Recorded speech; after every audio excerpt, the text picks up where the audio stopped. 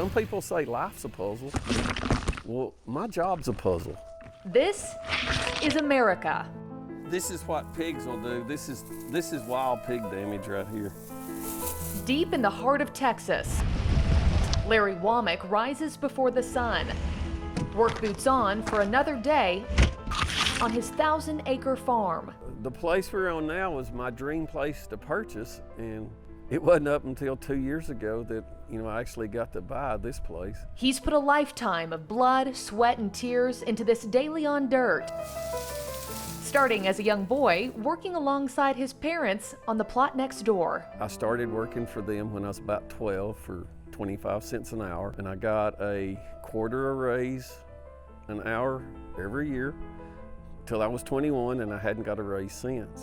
Womack's father, who showed him the ropes, still out surveying the fruits of his labor, undeterred by the brutality of an August sun. And at 84, he's got a few miles on him, but he's got no give up. With our crew along for a regular work day, it was quickly evident that giving up isn't in the cards for American farmers, especially in the midst of a raging pandemic. We plan for the worst, we look for the worst, and then we try to fix it. If you've got an optimistic view in farming all the time, you never are prepared for the disasters. A la COVID maybe, right? When the pandemic hit, I didn't know what to expect. We didn't know what was coming in any of our aspects of our business. And so is the story of farmers and ranchers from coast to coast, continuing to put food on our tables despite an invisible virus wreaking havoc on the global supply chain. It's just so many unknowns. As we all walk into any of our grocery stores, there's still that little bit of an eerie feeling that not every shelf is packed. Items with a long shelf life being scanned at the speed of sound for what many saw as doomsday prep. Texas Agriculture Commissioner Sid Miller says perishables like dairy reeling in losses. Some animals that had to be euthanized because the slaughter plants, the processing plants, couldn't run because the employees were sick. Not to mention no kids in school to slurp up cafeteria milk cartons. But with students at home, the classic PB&J is back on the menu. Going into peanut butter, you're okay. But if you raise ballpark peanuts, you don't have a market. There are no ball games. There's no circus. There's no county fairs.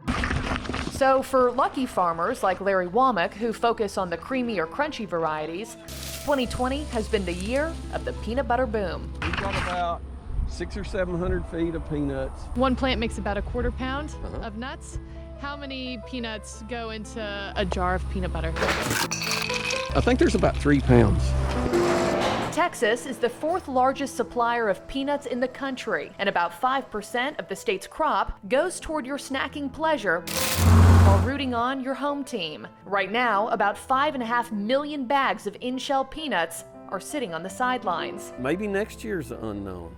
Are we going to have ball games? Are the manufacturers and the shellers going to be willing or able to give us a price they need to have something that we can grow that we can make money off of?